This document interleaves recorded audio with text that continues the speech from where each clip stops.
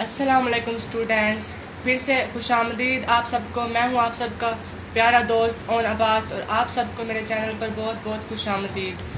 तो आज मैं आप सबके लिए बहुत ही इम्पोर्टेंट और एफएससी के रिलेटेड चीज़ लेकर आया हूं जो बहुत ज़्यादा एमसीक्यूज़ के लिए ख़ास है। ये चीज़ एमसीक्यूज़ में इसलिए भी ख़ास है कि ये बहुत मरतबा इनमें से अमूमन एक एमसीक्यू ज़रूर आता है हर साल, चाहे वो मुल्तान बोर्ड से हो, डेरा गाजी खान बोर्ड से हो, कश्मीर बोर्ड से हो या किसी भी बोर्ड से रिलेटेड हो या पंजाब का कोई भी बोर्ड हो। ये एमसीक्यूज़ के हिसाब से बहुत बहुत बहुत ज़्यादा अहम है पड़ा। तो आज का हमारा टॉपिक है composition of bacterial cell and mammalian cell. तो इसको मैं आपको एक ग्राफ के ज़रिए, एक टेबल के ज़रिए से समझाना चाहता हूँ ताकि आप लोग आसानी से समझ भी सकें और याद भी कर सकें कि इस और जो इसमें कंपोजिशन है कि इसमें फ़लाँ चीज़ कितने कितने परसेंटेज में होती है या कितने परसेंटेज में नहीं होती, आप आसानी से याद कर सकें। तो आइए मैं आप सबको लेकर चलता हूँ एक छोटे से टेबल की जानिब जो आपको समझाने लगा हूँ। आइए चलें आए स्टार्ट करते हैं अपना टेबल बनाना कि हमने कैसे इस कंपोजिशन को याद करना है। कंपोजिशन कंपोनेंट्स, सबसे पहले हम हेडिंग देंगे कंपोजिशन कंपोनेंट्स, उसके बाद बैक्टीरियल सेल और उसके बाद मैमेलियन सेल की हम यहाँ पे एक सीरीज़ बनाते जाएंगे। सबसे पहले मैं आपको कंपोजिशन याद करवाना चाहता हूँ कि कंपोजिशन कैसे हमें याद रहेगी, कि कैसे कैसे एक सेल्स की कंपोजिशन होती है। मिसाल के तौर पर हम एक कपड़ा लेते हैं, कोई भी कपड़ा जो एक गीला है पड़ा, सबसे पहले जब हम उसको निचोड़ने की कोशिश करेंगे तो उसमें से हम पानी निकलेगा। जब पानी निकलेगा, इसी तरह हम एक सेल को लेते हैं, चाहे वो बैक्टीरियल सेल हो या मैमेलियन सेल हो, सबसे पहले उसमें से पानी निकलेगा। तो सबसे पहले हम यहाँ पे लिख लेते हैं वाटर यानी पानी, ठीक है। उसके बाद हम लिखेंगे कि प्रोटीन आप सोचेंगे कि इसके बाद प्रोटीन ही कैसे आ गया है। तो इसके लिए मैं आपको बताना चाहूँगा कि जब हम एक सेल को ज़ोर से निचोड़ते हैं या कुछ भी इसकी कंपोजिशन चेक करना चाहते हैं तो पानी के बाद उसमें से हड्डियाँ यानी जो प्रोटीन बनाने में अहम किरदार अदा करती हैं वो निकलेंगी, ठीक है। इसके बाद इसलिए सबसे ज़्यादा कंसंट्रेशन होगी प्रोटीन की। उसके बाद हम इससे ज़्यादा जब उसको एक बैक्टीरियल सेल को जांचेंगे, उसका स्ट्रक्चर देखेंगे तो उसमें सबसे ज़्यादा मिकदार में हमारे पास होगा कार्बोहाइड्रेट, ठीक है। तो सब उसके बाद लिखते हैं कार्बोहाइड्रेट, ठीक है। उसके बाद हम कार्बोहाइड्रेट लिख देंगे। उसके बाद हम जब मज़ीद निचोड़ेंगे तो जिसे हम आम लैंग्वेज में चर्बी कहते हैं या फैट्स कहते हैं यानी लिपिड्स निकलेंगे, ठीक है। तो हम यहाँ पे लाइपिड्स लिख देते हैं। लाइपिड्स लिखने के बाद उसके बाद हम देखते हैं कि इसके अंदर और क्या कंपोजिशन हो सकती है। तो हर जानदार जो सेल होता है वो एक डीएनए पर मुश्तमिल होता है। तो इसके बाद हम लिखेंगे डीएनए। डीएनए अकेला सिंथेसाइज नहीं कर सकता, डीएनए के साथ आरएनए होना लाजिम होता है, जो कि हमारे जो बैक्टीरियल सेल हो गए या मैमेलियन सेल हो गए उनमें एक अहम किरदार अदा करते हैं प्रोटीन सिंथेसिस और अमीनो एसिड्स बनाने वगैरह के लिए, ठीक है। उसके बाद इंसानी सेल, मैमेलियन सेल हो गया या कोई भी जानदार का सेल जैसे बैक्टीरियल सेल, किसी भी चीज़ का सेल, उसके अंदर उसके बाद कंपोजिशन होगी ऑर्गेनिक मॉलिक्यूल्स की। तो ऑर्गेनिक मॉलिक्यूल्स, इसको हम ऑर्गेनिक मॉलिक्यूल्स के अलावा ऑर्गेनिक मोलेक्युल्स भी पढ़ सकते हैं, ठीक है। इसमें हमारे पास हो जाते हैं एंजाइम के अलावा हार्मोन्स के अलावा मेटाबोलाइट्स ईटीसी, ठीक है। मेटाबोलाइट्स के अलावा और भी बहुत से ऑर्गेनिक मॉलिक्यूल्स हैं हमारे पास। उसके बाद हमारे पास आ जाता है इनऑर्गेनिक आइंस। तो आइंस आप सब जैसे जानते हैं कि आइंस क्या होते हैं। आइंस हमारे पास होते हैं पोटाशियम आइन, मैग्नीशियम आइन, क्लोरीन एक्सेट्रा एक्सेट्रा, ठीक है। तो ये इसकी टाइप्स, इसके इनऑर्गेनिक आइंस के टाइप्स या एग्जांपल्स में आ जाएंगे, ठीक है। तो उसके बाद आपको ज़्यादातर स्टूडेंट्स जो हैं उनको एक चीज़ में बहुत ज़्यादा दिक्कत होती है कि उनको कंपोजिशन भूल जाती है कि किस चीज़ की कंपोजिशन में कितनी परसेंटेज लिखनी होती है।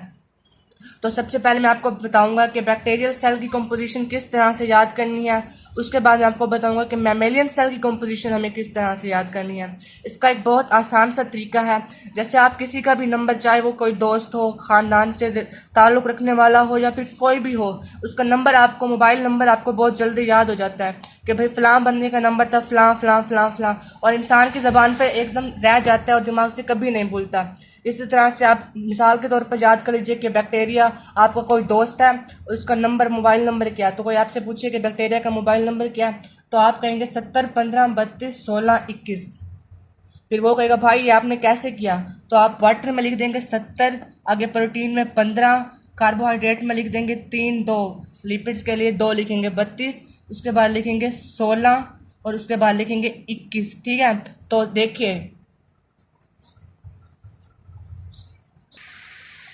स्टूडेंट्स यहाँ पर 1 नहीं आना था, 1 जहाँ पर आना था मुझे लगा कि यहाँ पर ये एक अलग से ही कोई है, ये इसके साथ ऑर्गेनिक वाले के साथ ही यहाँ पर रिलेट है पड़ा, तो यहाँ पर भी इसकी कंपोजिशन 2 ही सपोज कर लें और ये लाइन सपोज ना करें तो बेहतर है। ठीक है, तो ये हमारे पास इस तरह से कंपोजिशन हो जाएगी, जब 2 को लिखने की भी ज़रूरत नहीं है।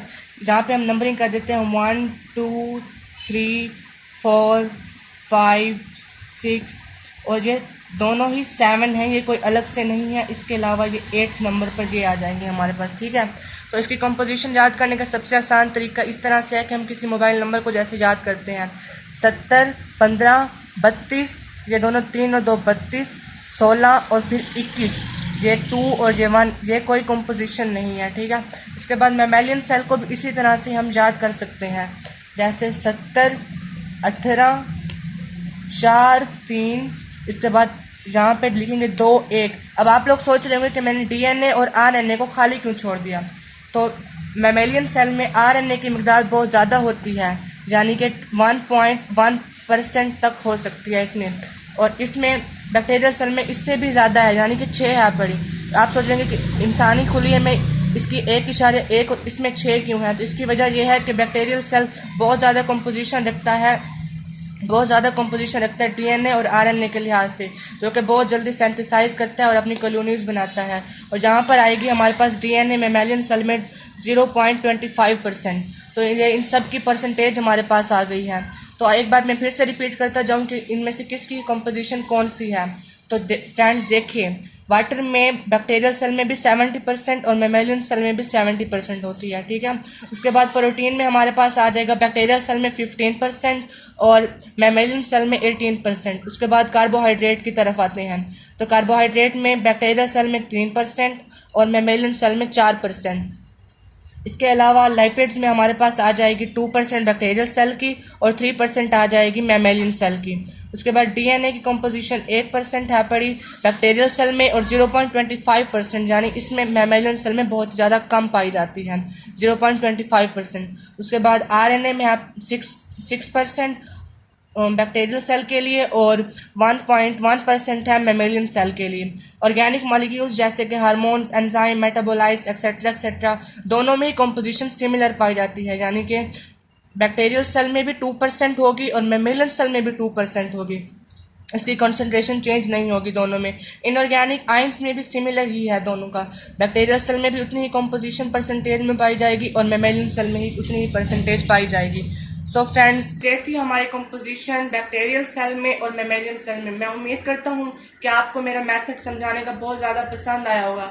मेरे उस्ताद कराम ने भी मुझे इसी तरह से समझाया था और मुझे आज तक एफएससी मेडिकल की ये जो चीज़ है मुझे आज तक याद है, मुझे एमसीक्यूज़ में कभी भी नहीं भूल सकता। ये भी मेरे एमसीक्यूज़ में आ चुका है एक एमसीक्यूज़, और मैं बहुत खुश हूँ कि मेरा उस्ताद कराम की मेहरबानी और उनको याद करवाने के तरीके की वजह से मेरा 1 नंबर एमसीक्यूज़ का महफूज रह गया। और ये ज़्यादातर क्वेश्चन शॉर्ट क्वेश्चन के तौर पर भी आ जाता है और लॉन्ग क्वेश्चन भी लग सकता है किसी भी बोर्ड में। तो मैं उम्मीद करता हूँ कि आपको मेरी वीडियो, आपको मेरे कंपोनेंट समझाने का तरीका, आपको कंपोजिशन याद करवाने का तरीका और तमाम तरह चीज़ें पसंद आई होंगी। इसी के साथ मुझे दीजिए इजाज़त, और हाँ, सबसे इम्पोर्टेंट मुझे ब्लेसिंग्स देना, चैनल को सब्सक्राइब करना, लाइक्स, कमेंट्स मस्ट इम्पोर्टेंट होते हैं ताकि मुझे पता चले कि आपको मेरी वीडियोस कैसी लगी। कमेंट्स चाहे नेगेटिव हो या पॉजिटिव हो, कमेंट मस्ट इम्पोर्टेंट। ठीक है, तो तब तक के लिए खुदा हाफिज़।